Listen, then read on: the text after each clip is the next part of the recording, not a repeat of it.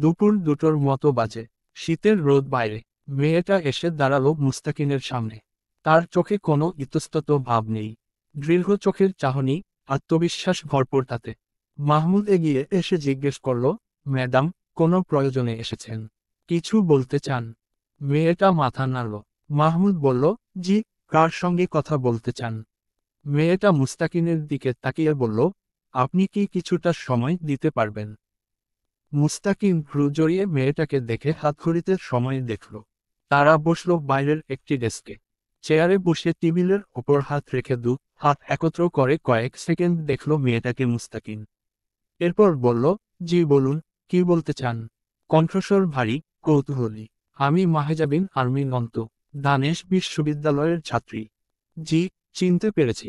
কিন্তু আপনাকে কোন নামে সম্বোধন করা যায়? লোকে আরমিন অথবা অন্তু ডাকে। আমি কোন নামটা বেছে নেব? আপনার ইচ্ছে মতো। মুস্তাকিন এবার সোজা হয়ে বসল। তো মিস অর মিসেস অন্তু? কি বলতে চান? মিস। মুস্তাকিন ঘাড় কাত করল। অন্তু বলল, আপনাদের টিম রিসেন্ট যে কেসে কাজ করছে, সে ব্যাপারে কথা বলার ছিল। মুস্তাকিন সন্তর্পণে কপাল জড়াল। আপনি কিছু জানেন? আই মিন, কি বলতে চান এ ব্যাপারে? আপনারা কতদূর পৌঁছেছেন? মুস্তাকিন মাথা নাড়ল, দুঃখিত। জনতাকে আমাদের তদন্তের ব্যাপারে এভাবে তথ্য দিতে পারি না। তা দিতে পারেন না? তবে তা না জানলে আমি গতিবিধি বুঝব কি করে? জহুরি চোখে তাকালো মুস্তাকিন। আপনি কিসের গতিবিধির কথা বলছেন? কি জানেন, খোলাসা করুন। বুঝতে পারছি না। লাশ আসার পর আখিদের বাড়িতে গিয়েছিলেন? না, যায়নি। অন্তু বলল, আমি ওখান থেকেই আসছি। আবারও নতুন করে খাদ জেগে উঠেছে বাড়ির। আপনারা কাউকে সন্দেহ করছেন না? রিপোর্ট কি বলছে? সরাসরি এভাবে একটা মেয়েকে এত দ্বিধাহীন এসব কথা বলতে শুনে একটু অপ্রস্তুত বোধ করল মুস্তাকিন। কথাগুলো খুব পেশাগতভাবে বলছে অন্তু। মুস্তাকিন চোখ নামিয়ে ভাবুক হয়ে রইল কিছুক্ষণ। এরপর বলল, আপনি ঠিক কি বোঝাতে বা বলতে চাচ্ছেন, অন্তু? রিপোর্ট দিয়ে নিশ্চয় তেমন কিছু বের হয়নি, তাই না অফিসার? মুস্তাকিন ভ্রু কুঁচকে ফেলল। অন্তু বলল, আমার প্রথমে জয় এবং হামজার ওপর সন্দেহ হয়েছিল। আর এখন? এখন হচ্ছে না। হলে কেন হয়েছিল? আর না হলে কেন হচ্ছে না? অন্তু হাসল। ব্যাপারটা অতটাও সরল সহজ নয়। তা আপনিও জানেন, অফিসার। এভাবে ধারণার ওপর ভিত্তি করে কেস মিলে যাবার মতো কেস নয় এটা। আপনি কি এটা জানেন, কিছুদিন আগে আখির মেজ ভাই সোহান মারা গিয়েছে? মুস্তাকিন জবাব না দিয়ে তাকিয়ে অন্তুর দিকে। অন্তু বলল, এই ব্যাপারটা নিয়ে ঘাপলা কাজ করছিল আমার ভেতরে। আজ তো কিছু জিজ্ঞাসাবাদ করার মতো অবস্থায় নেই ও বাড়ির লোক। তবে আমার মনে হয় সোহানের মৃত্যুটা স্বাভাবিক ছিল না। এখানেও কোনো ব্যাপার আছে। মুস্তাকিন হাত দুটো একত্র করে গুটিয়ে থুতনির কাছে নিয়ে এলো। শার্টের ওপর দিয়ে তার বাহুর পেশি ফুলে উঠেছে। কবজিতে ঘড়ি, গলার কাছে শার্টের বোতাম খোলা, হাতা গোটানো কনুই অবধি। বিন্যস্ত পোশাক ও চেহারা। সন্দিহান কণ্ঠে জিজ্ঞেস করল, আপনি এসবে এত ইন্টারেস্ট নিচ্ছেন কেন? অন্তু চুপ রইল ক্ষণকাল। হঠাৎই বলল, আজ আমি চুপ থাকব, তামাশা দেখব। আখির পরের শিকারটা আমি হব না, এমন গ্যারান্টি কার্ড তো পাইনি। আর তাছাড়াও। মুস্তাকিন সপ্রতিভ হয়ে চাইল, ভ্রু উচালো, তাছাড়াও। তাছাড়াও আখির পরিবার ভয় বারবার বলছে, বিচার চাই না। ধরুন ওদের হয়েছে সকল জানোয়ারদের বিচার আমি চাই। চাপাতে বহির্ভূত হলো অন্তুর কণ্ঠস্বর ভেদ করে। মুস্তাকিন মাথা নেড়ে সম্মতি জানিয়ে জিজ্ঞেস করল, তো আপনি কি চাইছেন? আমাদেরকে সাহায্য করতে চান এই কেসে? উহু, সাধারণ মেয়ে আমি। এতখানি সক্ষমতা নেই। এরকম একটা ভয়ানক কেসে মাথা ঢুকিয়ে অ্যাক্টিভিটির সাথে আপনাদের সহায়তা করব। তবে এটুকু দাবি জানাতে এসেছি, যে কোনো মূল্যে এই কেসের শেষ দেখবেন আপনারা। আখির মৃত্যুর জন্ম না হোক, মেনে নিলাম কোনো না কোনো একদিন মানুষের হায়াত ফুরোয়। সকলের কপালে স্বাভাবিক মৃত্যু লেখা থাকে না। কিন্তু ওর সম্মানহানি এবং ওর সাথে হওয়া অত্যাচার যেন চাপা না পড়ে যায় আপনাদের গাফলতির নিচে। এই অনুরোধটুকু করতে এসেছিলাম। মুস্তাকিন সঙ্গে সঙ্গে জবাব দিল না। কিছুক্ষণ চুপ রইল। পিবিআই এর কার্যালয়ে এসে পিবিআই অফিসারের কার্য গতিবিধিতে আমূল তোলার সাথে সাথে বিচার দাবি করছে। ইন্টারেস্টিং লাগলো মুস্তাকিনের কাছে ব্যাপারটা। তবে প্রমাণ এবং ক্লুর খুব অভাব কেসটাতে। এমন কোনো সূত্র এখন অবধি আমাদের টিম পায়নি, যা দ্বারা এই কেস এগোতে পারে। এরকম আর কিছুদিন না পেলে কেস এমনিতেই চাপা পড়ে যাবে। তবে আমাদের চেষ্টা জারি আছে। অন্তু বেরিয়ে এলো। কিছুক্ষণ চেয়ে দেখল মুস্তাকিন অদ্ভুত মেয়েটিকে। অন্তু রাস্তা পার হওয়ার উদ্দেশ্যে রাস্তার পাশে এসে দাঁড়ালো। তখনই সামনে দিয়ে পাশ কাটিয়ে বেরিয়ে গেল হামজার গাড়িটা। অন্তু টের পেল না। যতক্ষণ দেখা যাচ্ছিল, জয় খ্যাপা চোখে দেখল অন্তুকে। ঘাড় ফিরিয়ে হামজাকে বলল, অন্তু পিবিআই ডিপার্টমেন্টের সামনে। কাহিনী বুঝতে পারতেছি না শালির। হামজা গম্ভীর স্বরে বলল, গরম রক্ত, প্রতিবাদ ভরা। হয়তো ওই মেয়েটার বিচারের জন্য লড়তে চাচ্ছে। তুই নজরদারি করছিস কেন ওর ওপর? তাচ্ছিল্যের হাসি হাসল জয়। তোমার সৎ নেতাগিরি আর নীতি পেছনের পকেট রাখো। ওর সন্দেহ আমার আর তোমার ওপর। এবারেও কি তোমার নীতিকথা শোনাবে, নেতাজি? হামজার হাতের পিঠে গাঢ় জখম। জয় যত দ্রুত সম্ভব গাড়ি চালাচ্ছে। চেপে রাখা টিস্যু রক্তে ভরে উঠেছে। অথচ হামজা নির্বিকার ভঙ্গিতে ভ্রু কুঁচকে তাকালো। আমার তোর ওপর কেন? আমি তুই ওর কি করেছি? জয় স্টিয়ারিং ঘোরাতে ঘোরাতে জবাব দিল, চলো জিজ্ঞেস করে আসি। গাড়ি এসে থামল আব্দুর রহিম মেডিকেল কলেজ হাসপাতালের সামনে। ভেতরে ভর্তি রয়েছে দলের কয়েকটা ছেলে। গতকাল মারামারি হয়েছে ভার্সিটির মোড়ে জন্টু সাহেবের ছেলে মাঝারের লোকেদের সাথে। অবশেষে জয় যখন গিয়েছিল, শেষ পর্যায়ে তার হাত কেটেছে, কপাল ফেটেছে, পিঠে আস্ত একটা লাঠি ভেঙেছে। জয়ের টুকটাক ব্যান্ডেজ লাগলেও মাঝারের ছেলেদের অবস্থা খারাপ। কিন্তু সবচেয়ে বড় আঘাত পেয়েছে হামজার সেক্রেটারি লতিফ। দলের লোকেদের হামজার সর্বদা কেবিনে অ্যাডমিট করায়। আম জনতার ভিড়ে রিস্ক থাকে এসব মামলায়। দুজন গিয়ে বেডের পাশে দাঁড়াতেই লতিফের বউ কাঁদতে কাঁদতে উঠে এলো। এখনও বেহুশ লতিফ। লতিফের কোমরের ওপর পেটের বা পাশে ছুরিকাঘাত করা হয়েছে মারামারি কোনো এক সময়ে। রাস্তার পাশে পড়েছিল সে। হামজা অবশ্য নির্বাচনের আগে প্রস্তুত ছিল এসবের জন্য একবার। মারামারির সূত্রপাত ঘটেছে সকালের দিকে। মাঝারের ছেলেরা ক্লাবঘরে ইট পাটকেল ছোড়াছুড়ির মাধ্যমে ঘটনার শুরু।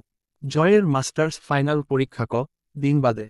সপ্তাহখানেকের মধ্যে দিনের জন্য ঢাকা যাবে সে। ক্লাবে সে ছিল না তখন। হামজা পড়তে বসার জন্য চাপে রেখেছে, কিছুদিন কারবার থেকে দূরে থাকতে বলেছিল। কিন্তু ইটপাটকেল ছুঁড়ে মাঝারের ছেলেরা থামেনি। নোংরা ভাষায় হামজাকে গালি দিয়েছে। তখন হামজার ছেলেরা বেরিয়েছিল। দুপুর বেলা লতিফের সাথে এই অঘটন ঘটে যাবার পর জয় বিকেলে পড়ালেখা ছেড়ে বেরিয়ে গিয়েছিল। সন্ধ্যার পর ভার্সিটি মোড়ে তুমুল মারামারি শুরু হলো দুই দলের। লাঠিসোঁটা, ককটেল, সাথে ছুরি ছিল ছেলেদের হাতে। জয় দুটো ছেলেকে বেদম পিটিয়েছে। সে সময়ের প্রতিরোধ করার জ্ঞান থাকে না জয়ের। এটা তার অপারগতা। যখন কাউকে মারতে শুরু করে, তাকে বৃষ্টির মতো মারা যায়। সে একনিষ্ঠ চিত্তের শুধু ছেলে দুটোকে মেরেছে। তার মাঝে নিজের জখম হয়েছে বেশ ভালো মতোই। মাঝার নিজে উপস্থিত ছিল না। সকালে জয়কে না ডেকেই হামজা পৌঁছে গেছিল পলাশের ডেরায়। দিনাজপুরের নামকরা সন্ত্রাস পলাশ, আকবর আর রাজন। দুজনের সাথে ভালো মিল মাঝারের। সাথে দুটোকে মহাজনও বলা চলে। কড়া সুদে টাকা ধার দেয় মানুষকে, পরে তার বদলে জমি, ঘরের জিনিস অথবা ব্যবসা কেড়ে নেয়ার বহু নজির আছে। সেখানে গিয়ে মেরে এসেছে হামজা মাঝারকে। জয় সেখানে থেকে নিয়ে আসছে হামজাকে। এখন অবধি জিজ্ঞেস করেনি মাঝারের কি অবস্থা, কিভাবে মেরেছে, কি হাল করেছে। হামজা খুব শান্ত শীতল মেজাজের পুরুষ। যতক্ষণ না জয়কে আঘাত করা হয়, তাকে খেপতে দেখেনি ছেলেরা। কিন্তু লতিফের স্ত্রীর কান্নাকাটি দেখেছে সে রাতে। লতিফের বাচ্চা দুটোর শুকনো মুখ দেখেছে। লতিফের রক্তাক্ত শার্টখানা দেখেছে। হামজাকে চেয়ারে বসিয়ে রেখে জয় দ্রুত গেল নার্সকে ডাকতে। এই অসময়ে হাসপাতালের নার্সের সংখ্যা কম চারদিকে। ব্যস্ত নার্স দাঁড়াতে বলল জয়কে। খুট করে জয়ের মেজাজ চটল। অমানুষের মতো হয়ে উঠল মুহূর্তে। দাঁত খিচে উঠল। ওর তাড়াতাড়ি অফ। তোর পাশে যে মোগা দাঁড়ায় আছে ওরে বল, কেনলা ঢুকায় দিকে এই লোকের। তুই আমার সাথ চল। ভাইয়ের হাতে রক্ত পড়তেছে, শুনতেছিস না কথা? চেঁচিয়ে উঠল শেষের দিকে। নার্স কেঁপে উঠল। দ্রুত উঠে দাঁড়ালো। রাগে শরীর কাঁপছে জয়ের। এখানে হামজা থাকলে নির্ঘাত একটা থাপ্পড় মারত কোনো মেয়ের সাথে এমন দুর্ব্যবহারের ফলে। নার্সকে নিয়ে এসে দাঁড় করালো হামজার পাশে।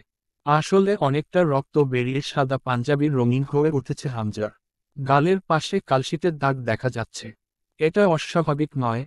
নির্বাচনের আগে এমন অঘটন ঘটারই ছিল। জন্টু সাহেব ও তার ছেলে যে চুপচাপ বসবে না, এটা জানা কথা। নার্স ভয়ার্ত গলায় বলল, কিছু ওষুধ আনতে হবে।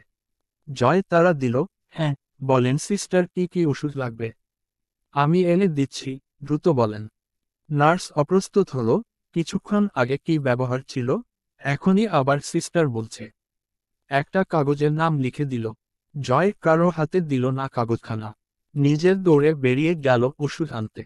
হামজা চেয়ে রইল জয়ের যাবার পথে। নিজের হাতের তালুতে ব্যান্ডেজ জড়ানো, কপালে ব্যান্ডেজ, কোমরেখা। সে ছুটছে ভাইয়ের ওষুধ আনতে। হামজা এটাই সবাইকে বোঝাতে পারে না, পুরো পৃথিবীর জন্য জয় আমির জঘন্য এক নাম, সেও মানে। কিন্তু বিশেষভাবে তার জন্যই ছেলেটা বিশেষ। লতিফের চিকিৎসার সমস্ত খরচা হামজা বহন করল। কেবিনের বাইরে দাঁড়িয়ে রইল সকলে। শেষ রাতের দিকে সার্জারি করা হয়েছে লতিফের।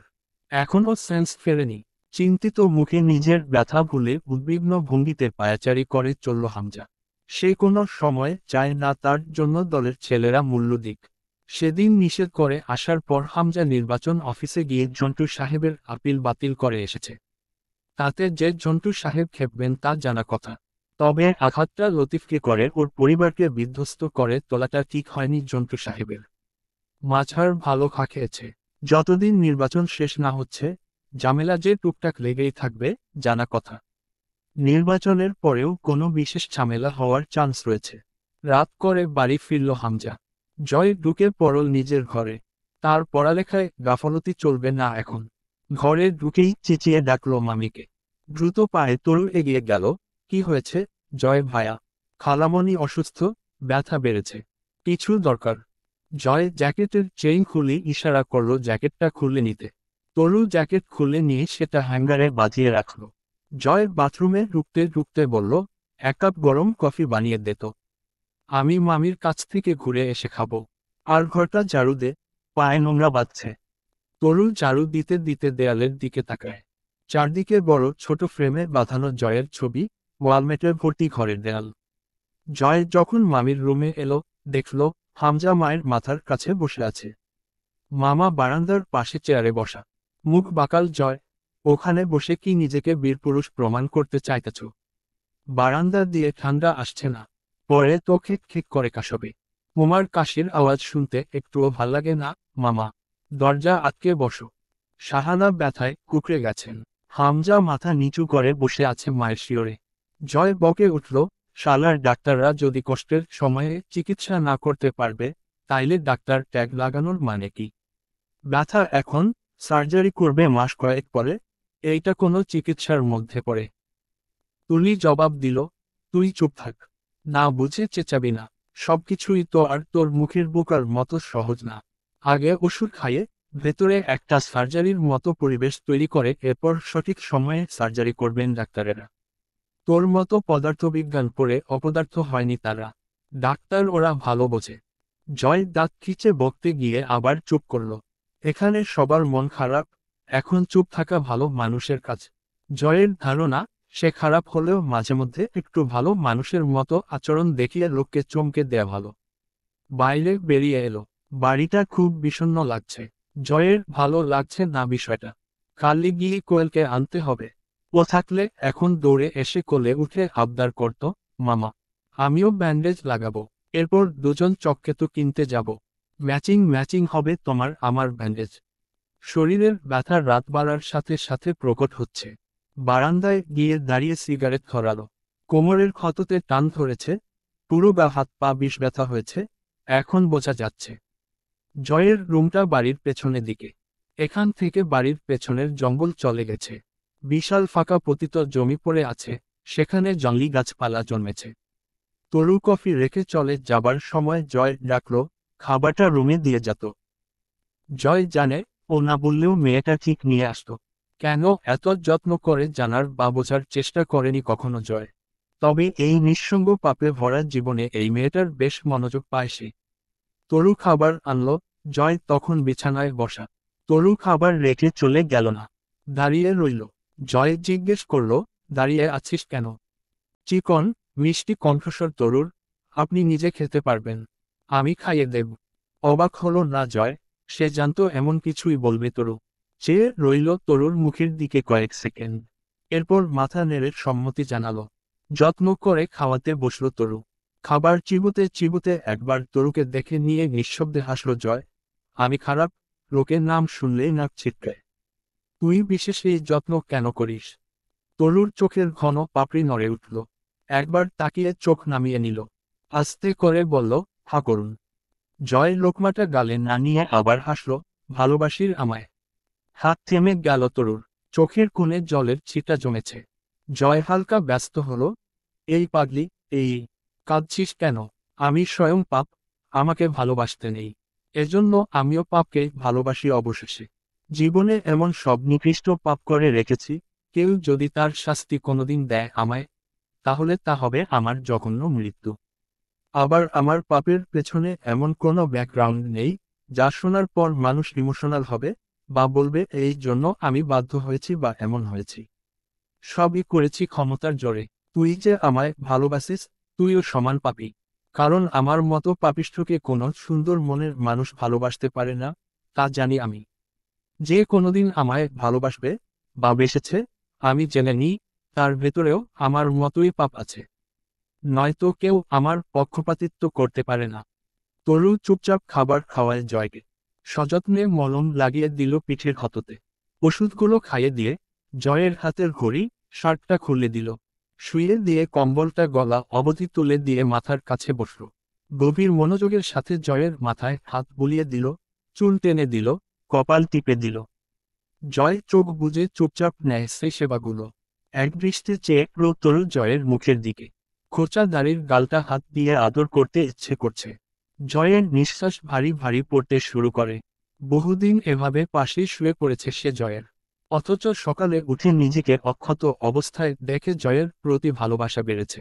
একটা তাগড়া পুরুষের পাশের রাত কাটিয়ে যখন বোঝা যায় পুরুষটি হাতল লাগায়নি নারী শরীরে, সেখানে প্রেম জাগার নয়। তরু মানে জয় খারাপ, কিন্তু তার আপেক্ষিকতায় জয়ের খারাপের শিকার হয়নি সে, সুতরাং তার ভালোবাসা জায়েজ। হঠাৎই তরু একটা অকাজ করে বসল। গাঢ় একটা চুমু খেল জয়ের কপালে।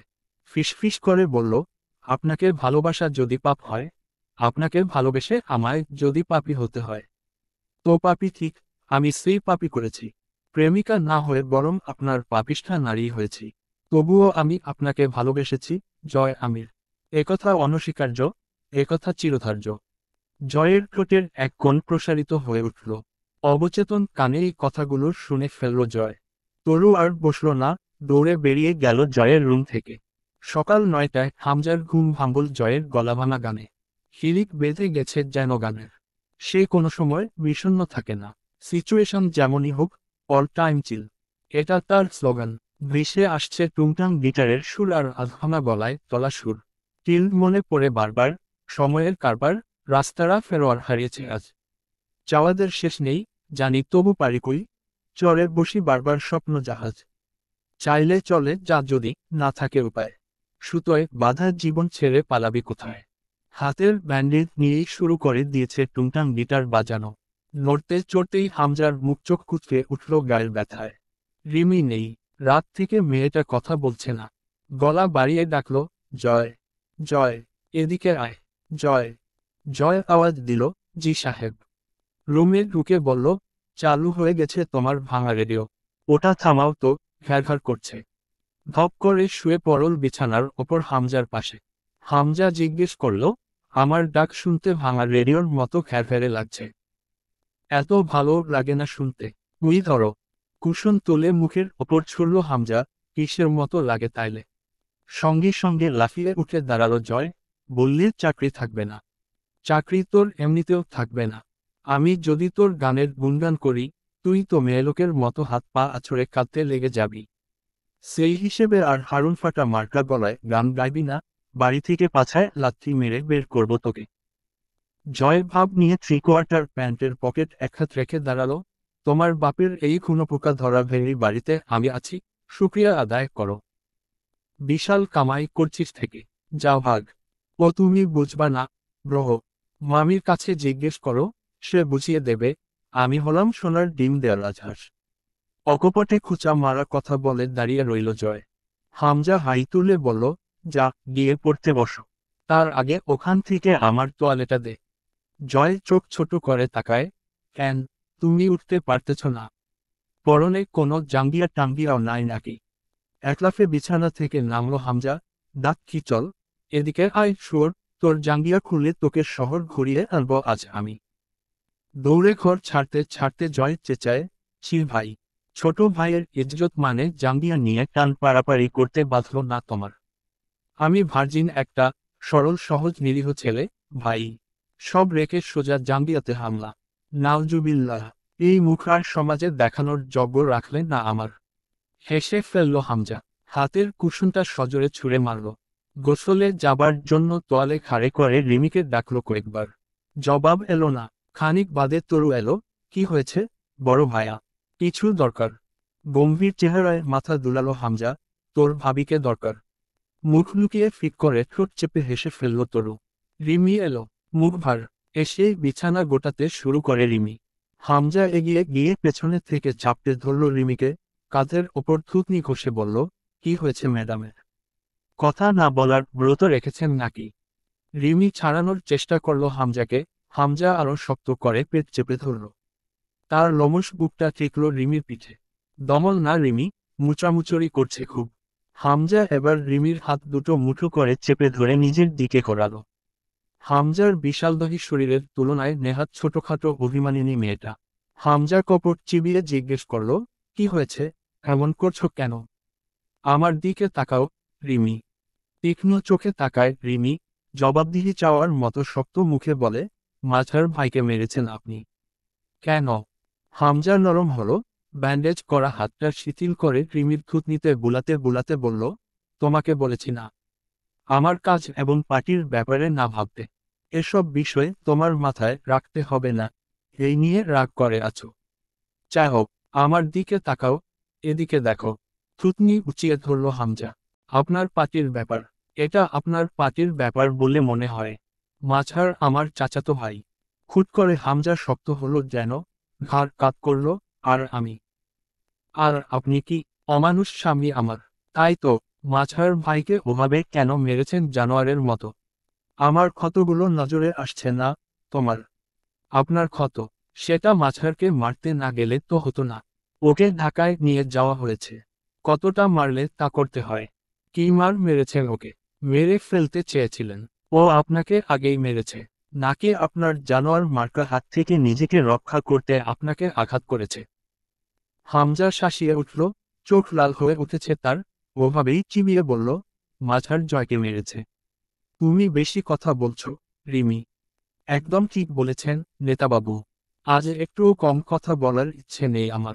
জয়কে মেরেছে বলে আপনি ওকে মেরে ফেলার মতো করে মারবেন? জীবিত কবর খুঁড়ে মাটি দিয়ে দেব। বুঝেছ তুমি? কেউ জয়ের গায়ে হাত লাগালে তার হাতটা গুঁড়ো করে ফেলবো ভেঙে। চিবিয়ে উঠল হামজা। বাহ বাহ, নেতাবাবু, জয়ের সামনে সবাই পর, আর আপনি আপনার শীতল স্বভাবের বিপরীতে এক পশু সমান। কেউ আপনার কেউ না। আমাকেও চিনতে পারছেন না। জয় এতই আপন আপনার। তুমি তোমার নিজের কথা বলনি, রিমি। মাঝারের হয়ে উকালতি করছো, দরদ দেখাচ্ছ। কেন? সে তোমার চাচাতো ভাই বলে। ওয়েল, তাহলে জয় আমার জান। এবার বোঝো, ওর শরীর থেকে রক্ত ঝরলে আমার কোথায় ব্যথা লাগে। তোমার চাচাতো ভাইকে বলে দিও, দরকার পড়লে আমাকে যেন কুপিয়ে চারভাগ করে ফেলে আমার ওপর রাগ থাকলে, কিন্তু জয়ের গায়ে আঁচ লাগলেই জীবন্ত পুড়িয়ে ফেলব। রিমি অবাক হবার সাথে সাথে কেঁদে ফেলল, গলা ও থুতনি ভেঙে এলো তার। তার মানে আপনার কাছে নিজের অথবা আমার কোনো মূল্য নেই? এগিয়ে এসে হামজার ব্যান্ডেজ করা কবজিতে হাত রাখল আলতো করে, আপনার কিছু হলেও সমস্যা নেই। আমি তারপর ভেসে বেরাব আপনাকে ছাড়া, তাতেও সমস্যা নেই আপনার। শুধু জয়ের কিছু হলে ব্যথা লাগে আপনার বুকে। অবুঝের মতো কথা বলো না। হামজা নরম হলো একটু। অবুঝের মতো তো এতদিন ছিলাম। আজ প্রথমবার বুঝলাম আমার জায়গাটা কোথায় আপনার জীবনে। আমি শুধুই একটা অপশন অথবা উদ্বাস্তু হয়ে রয়ে গেছি আপনার কাছে। সামান্য এক জয়ের জায়গা নিতে পারিনি আপনার ভেতরে। আমায় রাগিও না, রিমি। চেননি আমায়। একটা মানুষের ভেতরে সবার জন্য আলাদা আলাদা স্থান থাকে। জয়ের জন্য তেমনি আলাদা একটা বিশেষ স্থান আছে আমার ভেতরে। তার মানে এই নয় তোমাকে আমি ভালোবাসি না, ভালোবেসে বিয়ে করে এনেছিলাম, ভুলে বসেছ সব। এক চাচাতো ভাইয়ের খাতিরে তুমি আমার অবস্থান ভুলে যাচ্ছ মনে হয়। আপনিও তো জয়ের সামনে আমার অবস্থান ভুলে বসেছেন। শুরুটা কাল রাত থেকে তুমি করেছ। আমি যখন জখম হয়ে রুমে এলাম, তোমাকে ডেকেও বারান্দা থেকে রুমে আনতে পারিনি, শরীরের ব্যথা নিয়ে ওভাবেই কাতরাতে কাতরাতে শুয়ে পড়েছি। তারপর টের পেয়েছিলে জয় উঠে এসে কম্বল টেনে দিয়ে ব্যথার ওষুধ খাইয়ে আবার একচোট ঝগড়া করে গিয়েছে রুম থেকে। জয় আমার জীবনে বিশেষ কিছু, এটা অনস্বীকার্য সত্য। বিশেষ নয়, গোটাটাই ওর আপনি। না বুঝে কথা বলো না।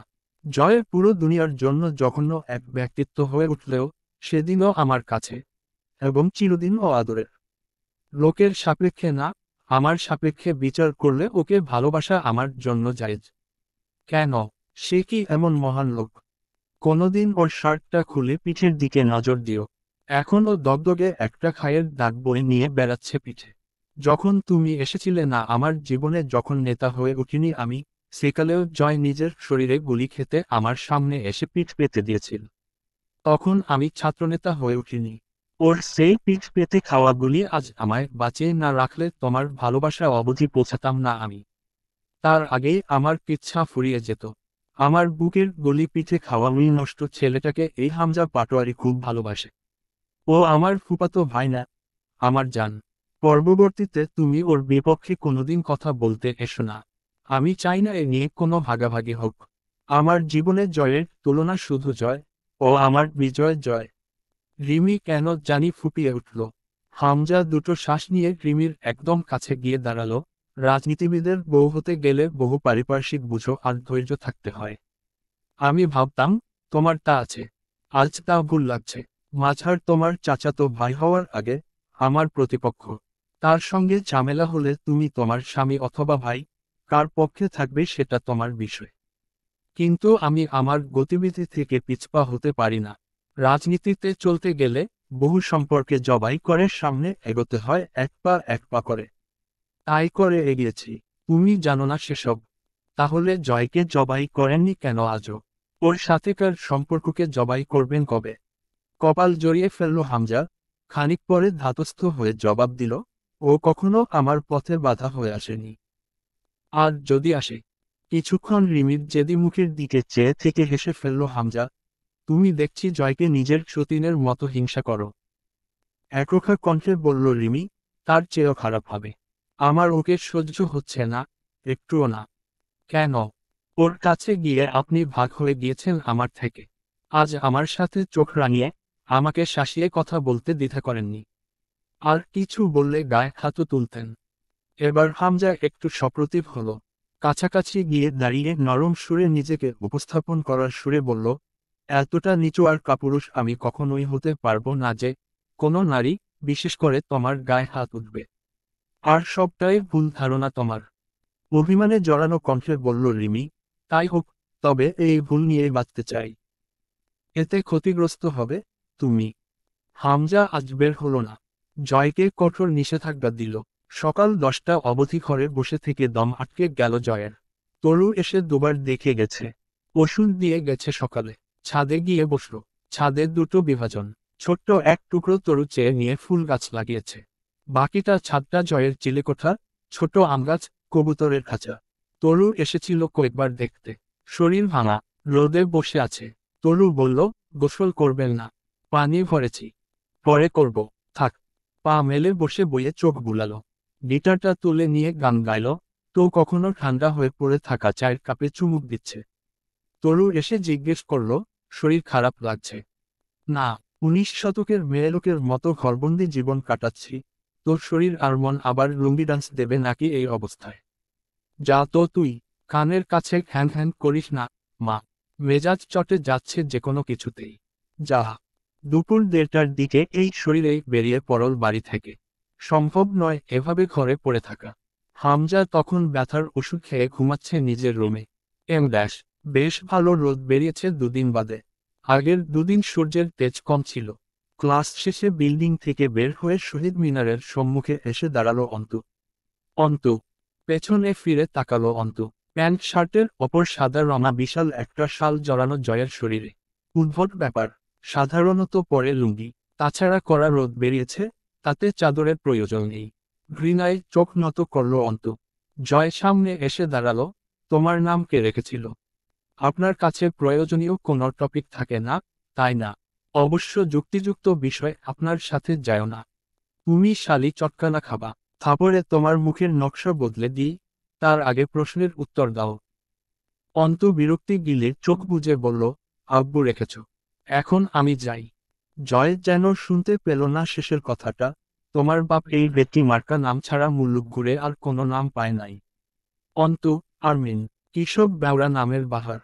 অন্তু নাক কুচকে তাকালো। বেওড়া কি? তখন বিয়ের সূত্রে দিয়ে আসতেন, তা তো আর দেননি। এখন সেই পুরনো পুঁথি গাওয়ার মানে হয় না। কোনো প্রয়োজন আছে আমার সঙ্গে? চমৎকার ভঙ্গিতে মাথা নাড়ল। হু, আছে তো, সুইটহার্ট। তোমার সাথে বহুত প্রয়োজন আছে আমার। তবে আপাতত কথা আছে তোমার সঙ্গে। আমার সঙ্গে কি কথা আছে আপনার? জয় পিছনের দলের উদ্দেশ্যে মুখ বেঁকিয়ে অসহায়ত্বের ভান করে বলল, উফ। কেউ বোঝা একে, আমার সাথে তেজ না দেখাতে। আমি ডিস্টার্বড হই খুব। অন্তু তারা দিল, জলদি বলুন, আমার কাজ আছে। জয় নাক টানল আবারও, গলার স্বর বসে গেছে। শুনতে আতিফ আসলামের মতো লাগছে কণ্ঠস্বর। উহুরে, এত হুটোপাটা করলে তোমাকে দেখতে আরো বেশি গরম লাগছে। Sweetheart, sweetheart. কাঁধ ঝাঁকালো জয়। ইয়াব, সুইটহার্ট। আমার সাপেক্ষে তুমি একখান সুইটহার্ট। আমি তো ভালো না। মাগাজ তোমার কাছে একটা সুন্দর, মিষ্টি হৃদয় আছে, সুতরাং তুমি সুইটহার্ট অথবা মিষ্টি হৃদয়। অন্তু তাচ্ছিল্য হাসল।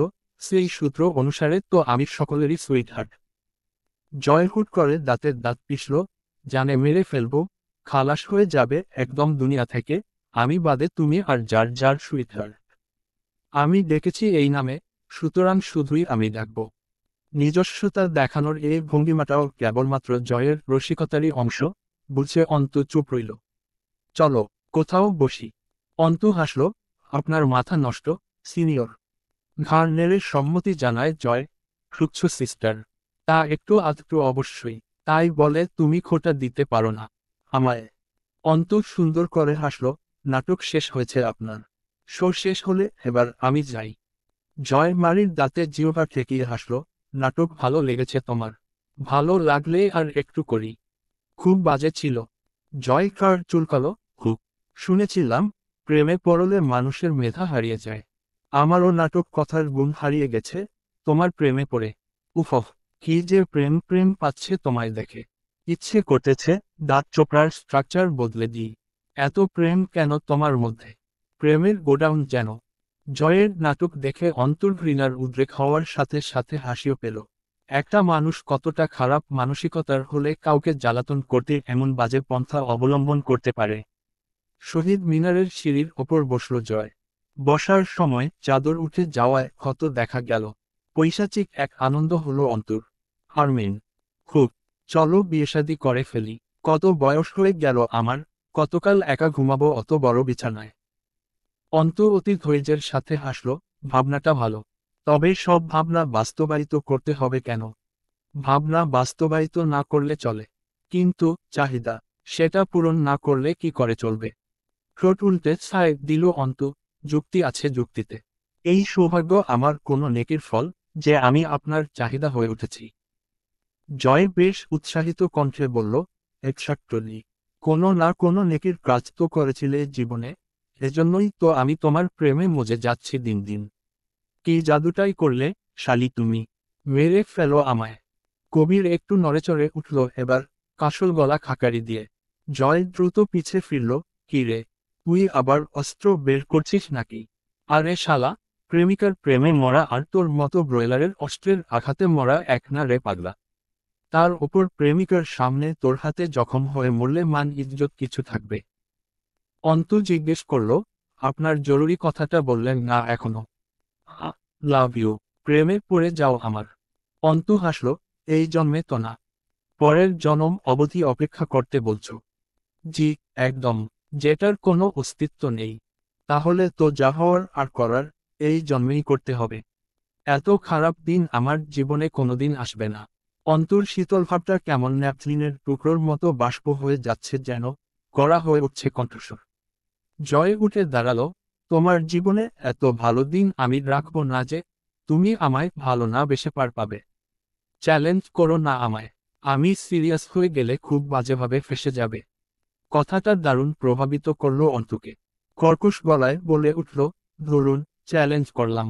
এতটুকু দৃঢ়তা তো আমার আমি উপর রাখি আমি যে এমন কোনো দুর্বলতার অস্তিত্ব নেই এই জগতে যেটা আপনার মতো সভ্যতাহীন আদিম পশুকে ভালোবাসতে বাধ্য করতে পারে আমায়। যেখানে স্বয়ং মৃত্যুকে আমি চ্যালেঞ্জ করছি এর প্রেক্ষিতে মরণ স্বীকার করলাম আপনার কথার বিপরীতে। সতর্ক করার মতো করে করে শান্ত স্বরে বলল জয়, আরমিন, তোমার এসব কনফিডেন্স আমায় আবার সিরিয়াস না করে তলে দেখো। অটল হলো অন্তর কণ্ঠস্বর, আপনার এই কথাটাই আমার জিদের আগুনে কেরোসিনের দ্রবণ ঢালছে। খুব খারাপভাবে হারবে তুমি, খুব ভালোভাবে পিছু হটবেন আপনি। আমার মান মর্যাদা ও সম্মান ছাড়া আমার এই গোটা জীবনে দ্বিতীয় কোনো পিছুটান বা দুর্বলতা রাখিনি আমি। জয় আর কথা বলল না, চমৎকার মুচকি হাসল।